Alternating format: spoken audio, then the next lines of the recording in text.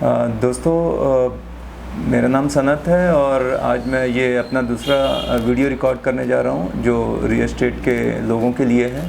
और मुझे उम्मीद है कि जो मेरा पहला वीडियो था आप लोगों ने सुना होगा, और जैसे कि मैंने उस वीडियो में कहा था कि अब मैं फॉलोअप और ऑब्जेक्शन हैंडलिंग के बारे में बात करूँगा।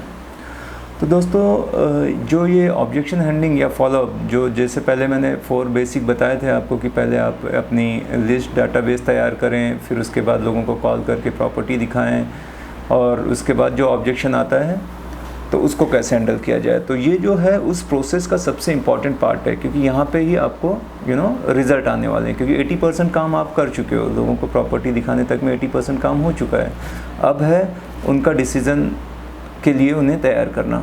ये केवल 20% काम है, लेकिन 80% जो रिज़ल्ट हैं आपको इसमें मिलेंगे। मतलब जो मेन पैसा मिलता है वो जब वो हाँ कर देगा या कोई चीज़ के लिए तैयार हो जाएगा तभी होगा। तो क्या क्या इसमें आप बातों का ध्यान रखें। तो जब आप फॉलोअप करें, तो जैसे मान लो आपने प्रॉपर्टी दिखाई थी किसी को, तो उसके 48 घंटे के अंदर उसे फिर से एक बार कॉल करें। बहुत ज़रूरी है ये। क्या होता है कि बंदा प्रॉपर्टी देखता है और काफ़ी प्रॉपर्टी देखने के बाद उसे अगर आप 1 हफ्ते बाद कॉल करेंगे तो वो भूल चुका होता है कि मैंने कौन सी प्रॉपर्टी देखी थी और क्या था, तो काफ़ी चीज़ें उसको याद नहीं रहती। बट अगर आप 48 आवर्स में कॉल करोगे और पूछोगे कि सर जो मैंने आपको 2-3 प्रॉपर्टी दिखाई थी, तो कुछ सोचा आपने उसके बारे में, तो उसे तब तक कुछ याद रहेगा। तो वो बताएगा कि हाँ उसमें से ये ठीक लगा या कुछ कमी थी, या जो भी उसके कंसर्न है वो बताएगा। तो आप क्या करना है कि उसको अपॉइंटमेंट लेना है, 48 आवर के अंदर बात करके अगली एक मीटिंग करना है, जिसमें जो प्रॉपर्टी उसने देखी थी और जो पसंद आई उसके बारे में बात करने के लिए। तो जब आपने अपॉइंटमेंट लिया, आप बैठोगे साथ में, तो उसके कुछ कंसर्न रहेंगे। अगर कुछ कंसर्न है तो इसका मतलब ये होता है कि वो बंदा सीरियस है उस चीज़ को ख़रीदने में या उसको किराए पे लेने में। ऑब्जेक्शन कोई अगर करता है तो उसको ऐसे ना ले कि वो नेगेटिव है, वो अच्छी बात है, क्योंकि कोई जेन्युइन आदमी है तभी ऑब्जेक्शन करता है। जिसे नहीं लेना है वो क्या करेगा ऑब्जेक्शन। तो कुछ ऑब्जेक्शन आने तो श्योर हैं, जैसे कि कीमत के बारे में आएगा पहले कि ये महंगी है प्रॉपर्टी। और ऑब्जेक्शन क्या कर सकता है बंदा, कुछ हो सकता है डायरेक्शन को लेके करे, कुछ कहे कि प्रॉपर्टी बहुत पुरानी हो चुकी है, कुछ ऐसे जो भी आप करते हैं। पर सबका हैंडल करने का जो बेसिक तरीका है वो एक ही है। सबसे पहले तो वो कुछ भी कहें, आपको बहुत सकारात्मक नज़रिया अपना रखना है। पहली चीज़, आपको हमेशा हंसते रहना है, बोलना ठीक है सर, हाँ महंगी है, और सर इसके अलावा भी कोई चीज़, वो जो भी बताए। समझो कि दूसरा कोई कंसर्न बताया तो आप बोलिए ठीक है सर ये तो मैं मानता हूँ, लेकिन इसके अलावा भी कोई और चीज़ है जो आप जिसके बारे में आप जानना चाहते हो, तो उसे पूछना है। अब जो भी आपने पूछा है, ठीक है, तो उसको नोट करना है। उसने जो भी बताया कि कॉस्टली है, ठीक है, ये एक वजह है कि प्रॉपर्टी कॉस्टली है, या डायरेक्शन का उसका प्रॉब्लम है, या ये काफ़ी पुरानी हो चुकी है, या और भी कोई कंसर्न आते हैं, तो वो आपने पेपर पे लिखना है। तो उसे लगेगा कि ये बंदा बहुत जेन्युइन है और सब चीज़ों को लिख रहा है। अब जब आप उन चीज़ों को लिख लेते हो तो उनसे पूछे सर सबसे इम्पॉर्टेंट कौन सी चीज़ है जो आपको डिसीज़न लेने में रोक रही है, सबसे मेन बात क्या है। तो बोलेगा सच बताऊँ ना आपको तो ये मुझे महंगी लग रही है। एक्चुअली में दोस्तों होता क्या है कि वो जो भी कंसर्न बताता है नहीं लेने के, उसके पीछे 2 मेन रीज़न होते हैं किसी के। वो 2 मेन रीज़न ये होते हैं कि क्या ये प्रॉपर्टी जो मैं ले रहा हूँ वो सही है या नहीं, ठीक है, एक।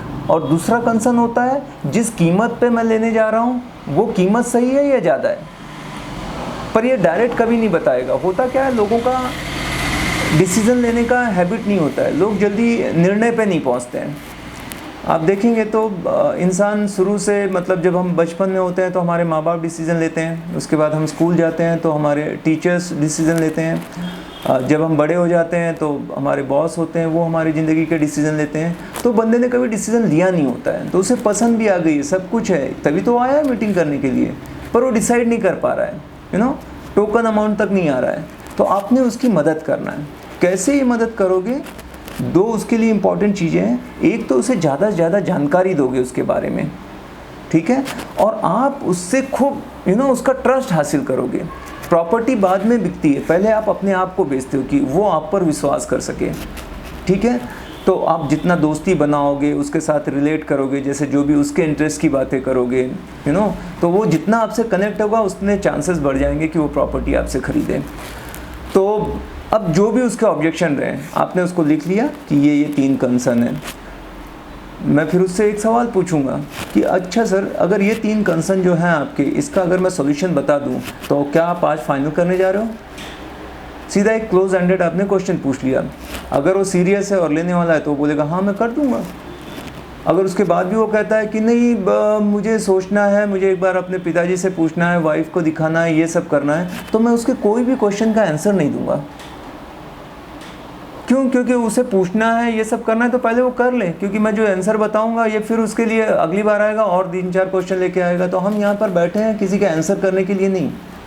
वो पूरा नहीं तो इंटरव्यू लेते रहेगा, तो मुझे ये बताओ, मुझे वैसे बताओ, ये करो, तो मैं कुछ नहीं करूँगा। मैं बोलूँगा जो जो आपके कंसर्न है बताइए, अगर मैं इसका सोल्यूशन बता देता हूँ आप कब इस चीज़ को फाइनल करोगे। अगर वो बोलता नहीं मुझे और टाइम चाहिए, तो बोलना सर और टाइम आप ले लो, फिर हम बात करते हैं। अब उसके बाद क्या है, मान लो कह देता है कि हाँ यस, अगर मुझे ये ये कीमत में ऐसे हो जाए, या ये इसमें थोड़ा सा वो काम करके दे दे, ये फर्नीचर का करके दे दे, पेंट करके दे दे, जो भी आते हैं, बहुत सारी चीज़ें हैं और लिमिटेड टाइम है, तो हम बात को कोई भी जो उसके ऑब्जेक्शन को हैंडल हम कैसे करेंगे। एक तरीका होता है फील, फाउंड, फेल्ट। इसको नोट कर दो, 3F। कोई भी उसने जैसे कहा कि ये महंगा है, तो मैं उससे कहूँगा कि आप जो कह रहे हैं सही है। एक मिस्टर राजेश थे, वो आए थे प्रॉपर्टी लेने के लिए, उन्होंने देखा, उन्हें भी ऐसा ही महंगा लगा, लेकिन जब उन्होंने इसको सही तरीके से समझा, मार्केट को रिसर्च किया, तो उन्होंने बाद में ख़रीद लिया और आज वो बहुत खुश हैं। और उन्होंने उसके बाद मुझे कुछ रेफरेंस भी दिए।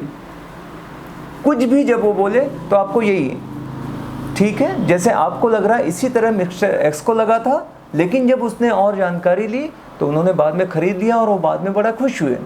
ऑब्जेक्शन कुछ भी रहे, आप एक थर्ड पर्सन जो इमेजिनेशन का होगा, रियल होना जरूरी नहीं है, पर आप किसी के थ्रू बोलोगे। समझ रहे हो?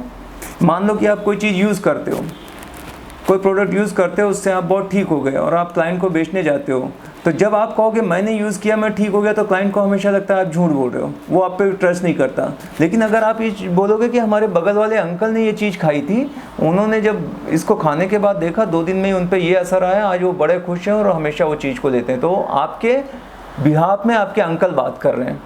आप डायरेक्ट अपने आप को मत बोलिए, क्योंकि वो तो हमेशा सोचता है कि आप बेचने की कोशिश करोगे उससे, आप तो हर चीज़ अच्छी बताओगे, लेकिन आप किसी थर्ड पर्सन का आदमी लीजिए। और डेफिनेटली आपके पास बहुत सारे ऐसे इंसान होंगे जिसने वो प्रॉपर्टी खरीदी होगी और उनकी क्या वजह रही है वो उसको बताइए।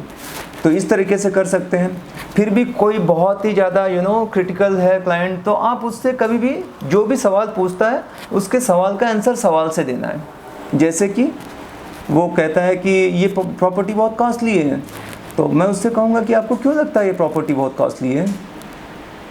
अब उसके लिए मुश्किल है कि वो बताए। अब जब वो बताएगा आपको बहुत सारी ऐसी चीज़ें मालूम पड़ेगी कि इसको सही जानकारी नहीं है, तो मेरा काम है मैं वो सही जानकारी दूँ और फिर उसको डिसीजन लेने के लिए हेल्प करूँ। तो इस तरह से दोस्तों हम फॉलोअप कर सकते हैं। तो दोस्तों और कोई कंसर्न रहे तो आप मुझे कॉल करो, मैं फिर से दूसरे वीडियो में रिकॉर्ड करूँगा। आपसे बात करके खुशी हुई। Thank you very much.